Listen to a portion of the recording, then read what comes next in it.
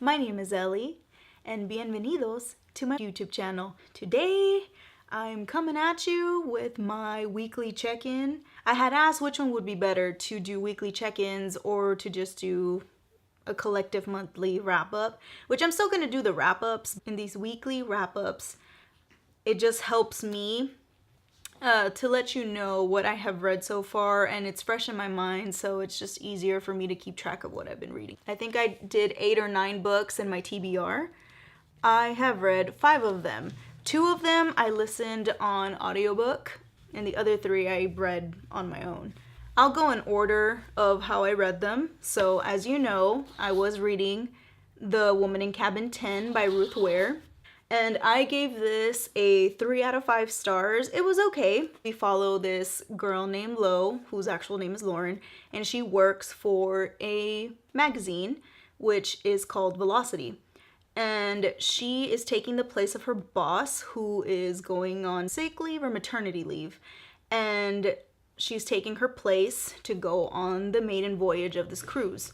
Before she goes onto this cruise, she has a traumatic event happen to her. She's basically suffering from PTSD the whole time. So when she goes to this cruise, she goes to their introductory dinner where she meets everybody on the ship. However, before she goes to that dinner, she has an interaction with a woman next to her cabin, which is cabin 10.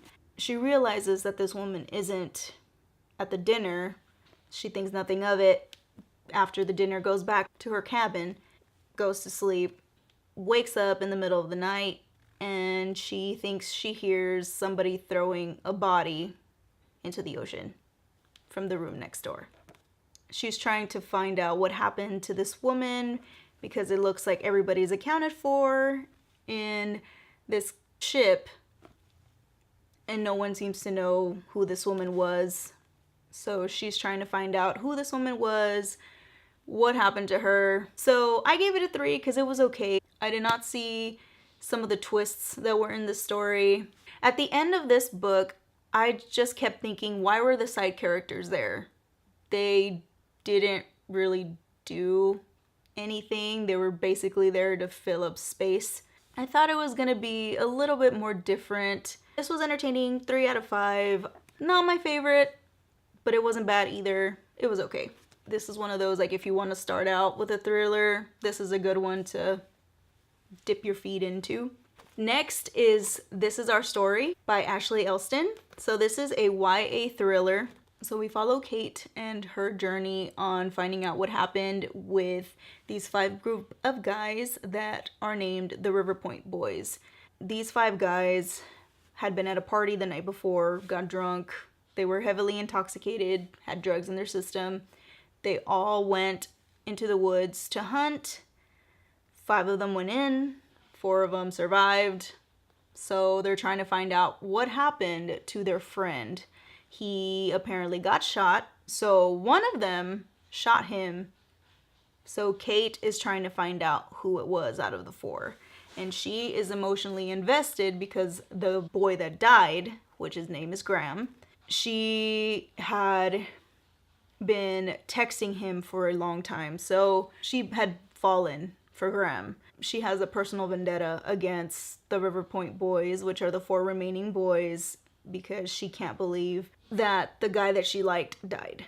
And she's trying to find out who did it. Kate is a photographer. She works for her school's yearbook and stuff like that. So she's a photojournalist, basically. She is one of those students in high school that has a pass to go work and only has to take a certain amount of classes during the day. So she works part-time at the DA's office. And because of her attention to detail, because she is a photographer, the man that she's working for ends up with the case for the River Point Boys and is involved in the process. She knows these boys and what they're being asked by the police and things like that. She is finding out clues on all these boys as she's trying to find out who committed the murder against Graham. So this was actually really surprisingly good. I gave it 4 out of 5 stars on my Goodreads, and I was so surprised because, like I said, this was a complete cover buy because of the stag on the front. This actually had a really good twist to it. I really recommend this book. I think this one is one of those that gets bypassed, but this is like the diamond in the rough for me, especially if you like thrillers. I would totally recommend this. So it's nothing spectacular, but for a YA, this is amazing in my opinion. The only thing is it is one of those kind of like slow building books. So if you don't like slow building, I don't think you'll like this. But I still say give it a chance because it was very surprisingly good. So next up on my list is The Wicked Deep by Shea Earnshaw. In my April TBR, apparently I'm a huge fat liar. I just know that it has to deal with witches. The main character is Marguerite, and then this takes place in Sparrow, Oregon in 1822. So in this book, we follow our main protagonist, which is Penny Talbot. She lives on an island off of the town of Sparrow, an island called Lumiere Island, with her mother, which has been cursed for 200 years by the Swan sisters, which are Hazel, Aurora, and Marguerite Swan. They were drowned because they were accused of being witches, and they were not very happy about that. They came from somewhere else, and then when they came to the town of Sparrow, they were just business women. They were beautiful. They were confident in themselves, and they were in touch with their sexuality. They come back every summer in the town of Sparrow, and they inhabit the bodies of 3 random females. No one knows who it's gonna be. And they begin to drown boys in the water as revenge for what the town did to them centuries ago, drowning them for something that they were not. They named it the Swan Season. So again, we follow Penny and we find what she calls an outsider come in, and his name is Bo. And she understands that as an outsider, he doesn't know what is happening in their town every summer, and he happened to have gotten there in the summer. So she takes him under her wing to try and protect him from the horrors that are going to happen from the Swan Sister curse. This book is so beautifully written. There is romance in here. There is betrayal. I cried a little bit at the end because 1, I didn't want it to end, and 2, I felt so bad. I actually had sympathy for the sisters. I had sympathy for Penny. I had sympathy for Bo. I connected so much to these characters, and that's why I gave it a 5, because it made me feel, 1, it made me cry, and 2, it made me feel like I could relate to these characters. It made me feel like I was in this town. I could feel like the fogginess. I could feel her pain. Oh, this book is so great. I'm so glad that I read this. I highly recommend this.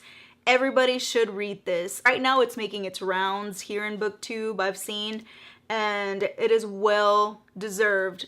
This book is 10 out of 10, 5 out of 5. If you love witches, if you're interested in the Salem witch trials, if you like the craft, stuff like that, you'll love this. If you love a little bit of romance sprinkled in there, totally your book right here. I love this book. This is one of my top reads for 2018, guaranteed. So you will be seeing this at the end of the year. So that's how good it is. Next up, A Stranger in the House by Sherry LaPina. Thank you, Audible, for helping me decipher this author's last name. I feel so bad. I've butchered it so badly. Last name's LaPina. I believe I gave this a 3 out of 5 as well. It wasn't bad. It wasn't that great. It was okay. We have the points of views of 2 detectives, the wife, the husband, and their neighbor. Those are the main characters in this book. So we follow Karen. Why is everybody named Karen? Can I just add that really quick? Why? Her husband Tom, their neighbor, Bridget, and Detective Rosbach. In this book, there was a murder, and near the murder scene, Karen, she had a car accident and went into the hospital and had temporary amnesia, which she cannot remember anything to deal with the car accident or right before it. Tom is her husband, and they've been married for, I believe, they're going on the 2-year anniversary, so they're still new. They're freshly married. Bridget is their neighbor who lives right across from them. This book has so many turns in it. This whole book is trying to find out what happened that night. Was Karen involved in the murder? Why was she near the crime scene? What is Bridget's role in all this? You find out a lot about all these characters. There's some secrets. There is betrayal. There is jealousy. There is a crazy person. It's a psychological thriller, suspense novel. And I would say most of it is predictable. There were some surprises for me that I did not see coming. I feel like the ending was rushed. I can't really say too much because I'm not trying to spoil this book. With thrillers and suspense novels, you don't want to give too much because then you'll know the entire book. Final consensus, it was okay. 3 out of 5. If you want to dip your toes into a psychological thriller suspense novel, this is a good one to try. The last book that I read from my TBR is They Both Die at the End by Adam Silvera. So we follow our 2 main characters, which are Rufus and Mateo. There is a service in this book, and it's called Deathcast, and they will call you when it is your day to die, and that is known as your end day. They don't tell you when, they don't tell you how, they just tell you that in the next 24 hours, you will meet your untimely death. So these 2 get their phone call, and both of them are from completely different walks of life. Mateo is Puerto Rican and Rufus is Cuban and bisexual. This book is just them finding each other through a app which is called Last Friends, where people can connect with each other. They don't necessarily have to be what they call deckers, which are people who are going to die.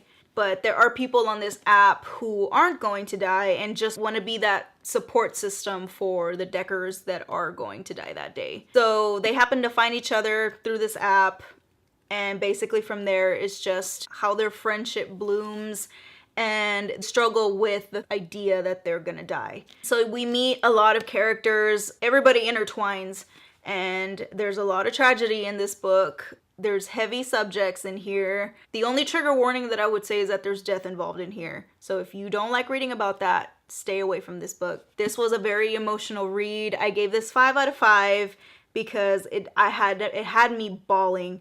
I was so connected to these characters. I did not want them to die. I wished that I could take away the Deathcast call for them, because it was so tragic, and this book is so beautifully written.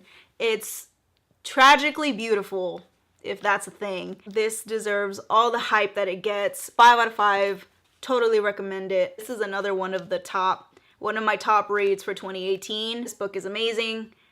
Totally love it. Totally recommend it. So yeah, guys, thank you so much for taking the time out to hang out with me today. Those were the 5 books that I have read from my TBR so far. I am blowing through these books. I might have to add some more to my TBR. If I do, I will do the March wrap up and I'll go ahead and let you know there. If you have any comments about these books, have you read these books? If you have, let me know down below what you thought of them. Did you also give them the same rating? Did you also think they were okay? Did you like it better than I did? Let me know down below, and if you have any questions, go ahead and leave them down there and I will answer them for you. And don't forget to hit that subscribe button and that notification bell. It'll let you know when I do upload. Again, thank you guys so much for hanging out with me today, and I will see you in my next video. Bye!